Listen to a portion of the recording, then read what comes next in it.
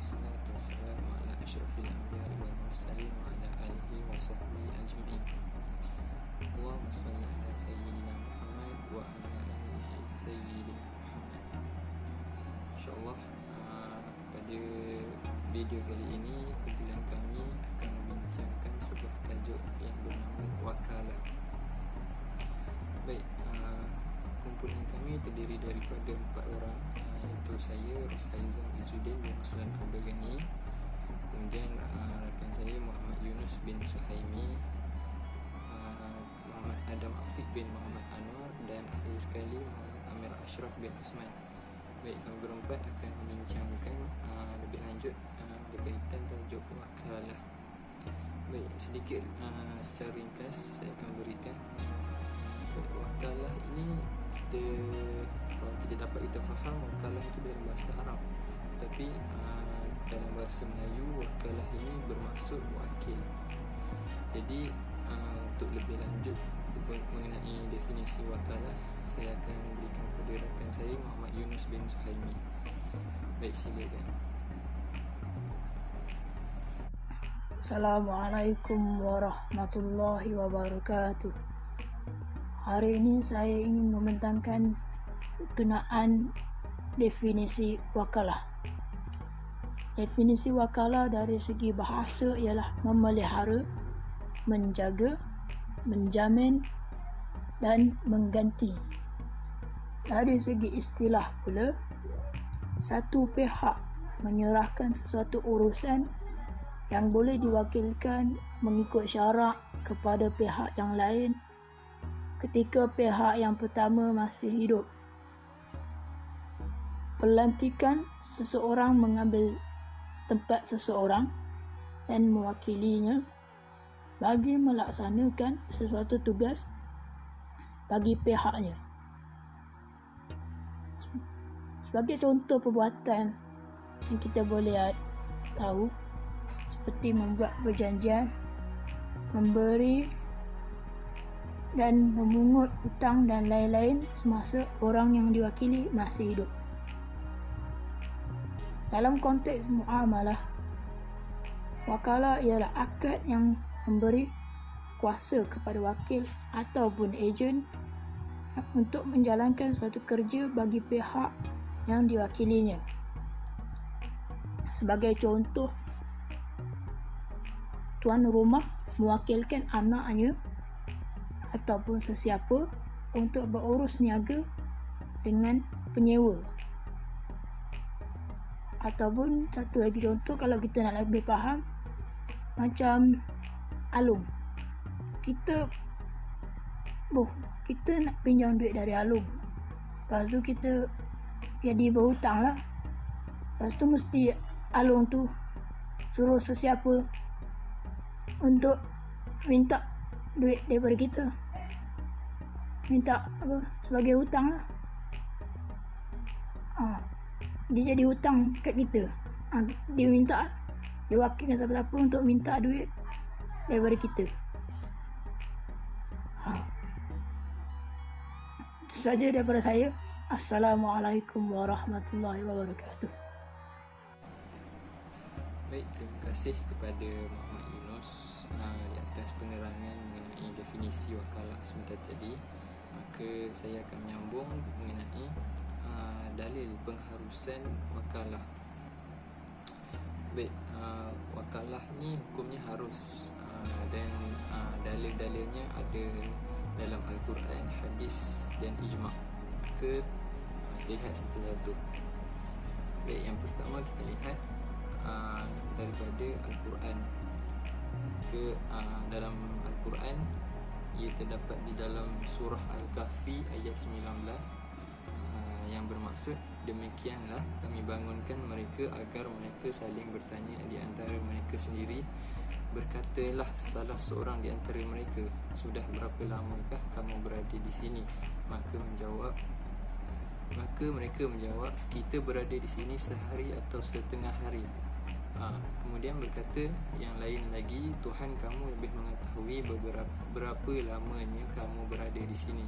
Maka suruhlah salah seorang di antara kamu pergi ke kota dengan membawa wang perakmu ini. dan hendaklah ia lihat manakah makanan yang lebih baik, maka hendaklah ia membawa makanan itu untukmu, dan hendaklah ia berlaku lemah lembut, dan janganlah sekali-kali menceritakan halmu kepada seorang pun.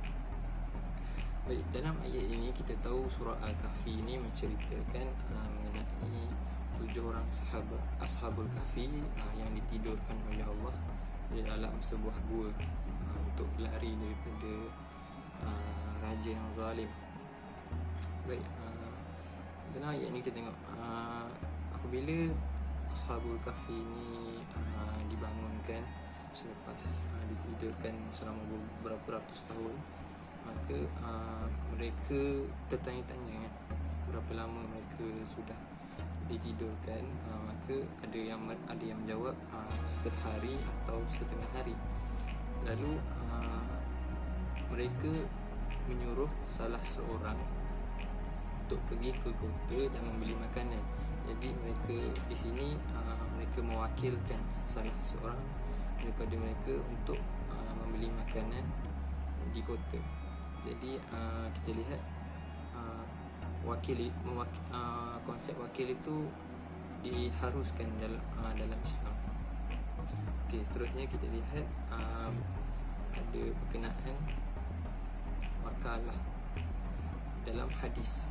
Baik, dalam hadis kita lihat daripada Ibnu Ishaq dari Abi Nu'aim Wahab bin Kaisan dari Jabir bin Abdullah berkata, aku ingin keluar ke Khaybar, maka aku pun bertemu dengan Rasulullah SAW dan aku berkata kepadanya, sesungguhnya aku ingin keluar ke Khaybar.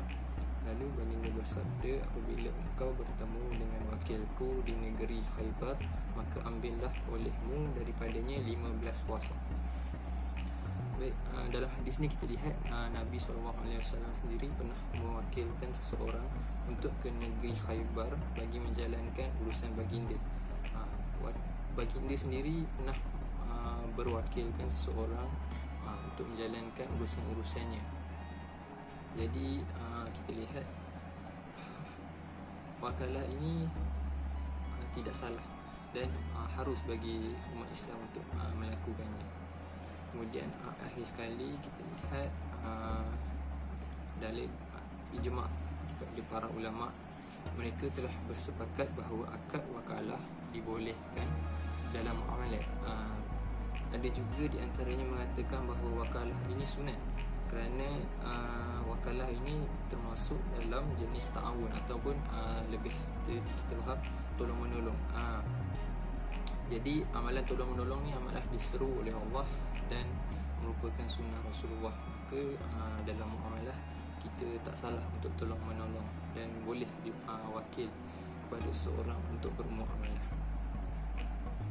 Baik, seterusnya kita akan lihat jenis wakalah yang akan disampaikan oleh Muhammad Adam. Persilakan. Assalamualaikum warahmatullahi wabarakatuh.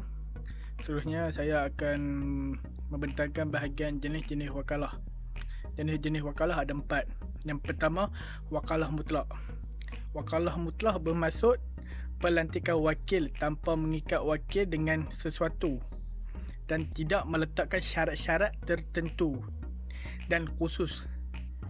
Contoh seperti A, kata A kepada B, aku wakilkan kamu untuk menjualkan buku ini.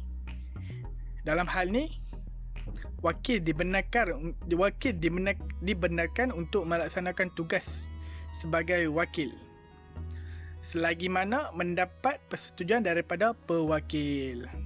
Menurut pandangan Abu Hanifah, dalam perwakilan ini, wakil mempunyai kebebasan dalam menguruskan urusan tersebut kerana menurut kaedah asal akad yang mutlak hendaklah dilakukan secara mutlak dan tidak boleh dihadkan. Wakil bebas melaksanakan sesuatu tugasan mengikut kehendaknya. Ia mestilah melaksanakan urusan tersebut mengikut kehendak pewakil dan sentiasa berunding dengan pewakil dari masa ke semasa. Seterusnya, wakalah muqayyad, iaitu wakalah terhad. Bermaksud akad perwakilan yang meletakkan had atau sekatan pada tindakan seseorang wakil melalui syarat-syarat tertentu. Had ini juga boleh berlaku dalam bentuk keperluan, keadaan dan kemampuan wakil. Ia juga boleh dihadkan kepada individu, masa, tempat dan kemampuan wakil. Contohnya seperti kata A kepada B. Aku wakilkan kepada kamu menjualkan buku ini dengan harga RM10 tunai. Justeru, wakil bertanggungjawab untuk melaksanakan tanggungjawabnya seperti mana yang telah ditetapkan oleh pewakil dan tidak dibenarkan membelakangkan kuasa yang diberikan kecuali bagi sesuatu yang difikirkan dapat memberikan faedah dan manfaat yang lebih baik kepada pewakil. Jenis wakalah yang ketiga iaitu pewakilan dengan upah. Pewakilan dengan upah ni adalah dibenarkan dalam muamalah Islam. Ini berdasarkan beberapa hadis yang menunjukkan bahawa Nabi Muhammad SAW sendiri membenarkan dan memberi upah atau ganjaran kepada wakil. Seperti mana dalam terjemahan hadis Amru bin Khalid telah menceritakan kepada kami, Al-Layth telah menceritakan kepada kami dari Yazid dari Abi Al-Qair dari Uqbah bin Amir radhiyallahu anhu bahawa Nabi Muhammad SAW memberikannya kambing untuk dibahagikan kepada para sahabatnya. Lalu bakinya kambing kecil, maka beliau menceritakan kepada Nabi Muhammad SAW dan baginda bersabda, "Korbankanlah ia untukmu." Dalam hadis ini Nabi telah wakilkan kepada Uqbah bin Amir untuk membahagikan kambing dan baki kambing tersebut telah diberikan kepada beliau untuk dikorbankan. Pemberian ini adalah satu bentuk upah yang diberikan kepada Uqbah bin Amir. Seterusnya, pewakilan tanpa upah. Pelaksanaan al-wakalah juga boleh dilakukan secara sukarelawan tanpa sebarang upah atau ganjaran, dan ianya adalah merupakan satu bentuk ihsan dan ta'awun yang sangat digalakkan dalam Islam. Perkara ini berdasarkan daripada petunjuk daripada Nabi Muhammad SAW yang ada ketika mewakilkan urusannya tanpa menyatakan sebarang ganjaran. Contoh dalam hadis riwayat Wahab bin Kaisan dari Jabir bin Abdullah berkata, aku ingin keluar ke Khaybar. Maka aku pun bertemu dengan Rasulullah SAW dan aku berkata kepadanya, sesungguhnya aku ingin keluar ke Khaybar. Lalu baginda bersabda, apabila engkau bertemu dengan wakilku di negeri Khaybar, maka ambillah olehmu daripadanya 15 was, dan apabila dia meminta bukti iaitu tanda, maka letakkanlah tanganmu pada tulang bahunya. Alhamdulillah, terima kasih kepada Muhammad Adam menerangkan tentang jenis-jenis wakalah. Baik, kita lihat seterusnya. Saya akan menerangkan tentang rukun wakalah. Baik, wakalah jika dalam mazhab Hanafi ianya ada 3 rukun, iaitu orang yang mewakilkan, kemudian wakil, dan akhir sekali sirah, iaitu ijab dan kabul.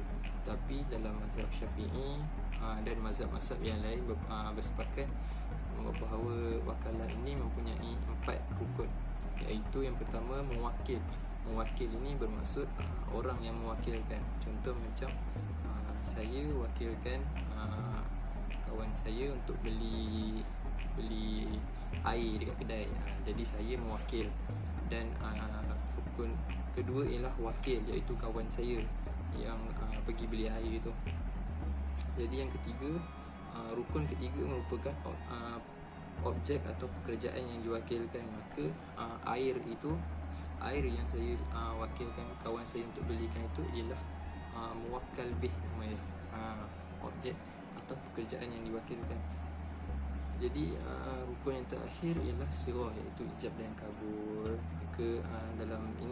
Dalam wakalah ini, ijab dan kabul dia seperti aku wakilkan kepadamu untuk melakukan hal ini, dan wakil itu perlu menyahut aku terima.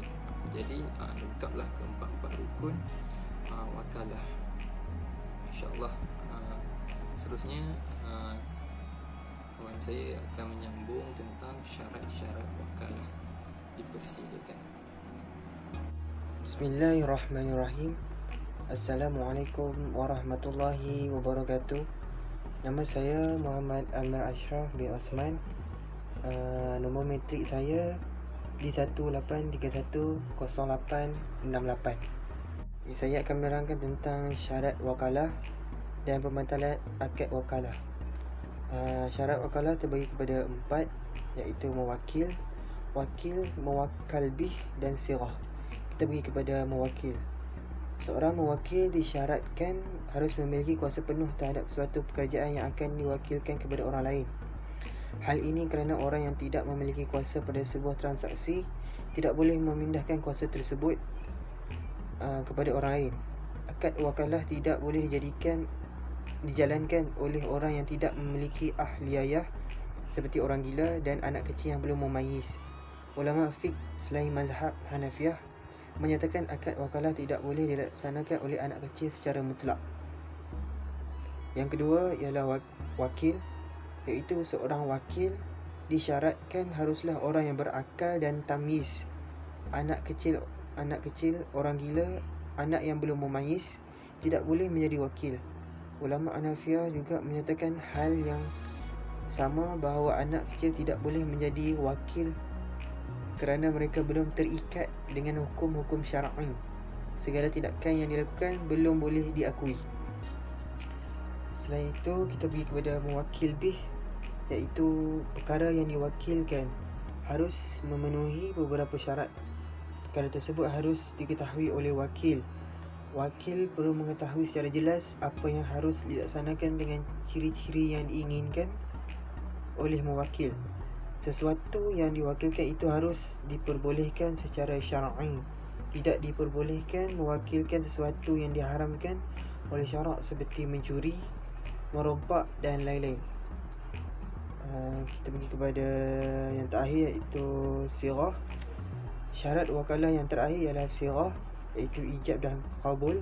Ijab dan qabul yang dimaksudkan adalah ijab dari pewakil untuk menunjukkan kerelaannya dalam mewakilkan sesuatu, dan qabul dari penerima wakilan untuk menunjukkan kerelaannya dalam menerima hal yang diwakilkan kepadanya. Terusnya kita pergi kepada pembatalan akad wakalah. Okey. Akad wakalah boleh terbatal atau berakhir di dalam beberapa keadaan. Apabila berlakunya keadaan-keadaan ini, maka akad wakalah antara mewakil dan wakil akan terbatal. Antara keadaan yang dibincangkan adalah apabila meninggalnya salah seorang dari pihak yang berakad kerana salah satu syarat sah akad adalah orang yang berakad masih hidup. Selain itu, akad wakalah juga boleh terbatal sekiranya salah seorang yang berakad gila kerana syarat sah akad salah satunya orang yang berakad mempunyai akal fikiran. Keadaan seterusnya adalah apabila dihentikannya pekerjaan yang dimaksudkan kerana jika telah berhenti. Dalam keadaan seperti ini, akad wakalah tidak berfungsi lagi. Selain itu, pemutusan oleh orang yang mewakilkan terhadap wakil meskipun wakil belum mengetahui, iaitu pendapat Syafi'i dan Hanbali. Menurut mazhab Hanafi, wakil wajib mengetahui putusan yang diwakilkan sebelum ia mengetahui hal itu. Tindakannya itu tidak ubah seperti sebelum diputuskan untuk segala hukumnya. Keadaan terakhir ialah gugurnya hak pemilikan atas barang bagi pemberi kuasa. Apabila keadaan seperti di atas berlaku semasa akad wakalah dilakukan, maka akad tersebut terbatal. Dalam hal ini, mewakil dan wakil perlulah berbincang terlebih dahulu dan memutuskan bahawa akad itu mahu diteruskan semula atau tidak menurut syarat-syarat yang telah ditetapkan. Sekian, terima kasih. Baik, Alhamdulillah, selesai perbincangan tentang tajuk wakalah. Jadi wakalah ini kita simpulkan sebagai satu transaksi di mana seseorang itu mewakilkan seseorang untuk melakukan sesuatu. Jadi kita sebagai manusia memang ada sifat terbatas, maka kita tak boleh melakukan semua perkara. Dalam muamalah pun kita tak semestinya mampu dan berpeluang untuk melakukan beberapa perkara. Jadi kita hanya memadai mewakilkan seseorang.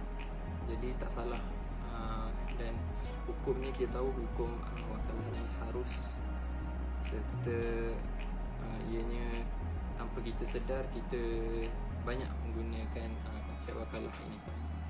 Jadi insyaAllah semoga bermanfaat. Akhir kata, jika ada kesilapan atau kekurangan, kami daripada kumpulan wakalah ini mohon maaf. Dan jika ada pertanyaan, boleh bertanyakan soalan. Saya akhiri dengan Assalamualaikum warahmatullahi wabarakatuh.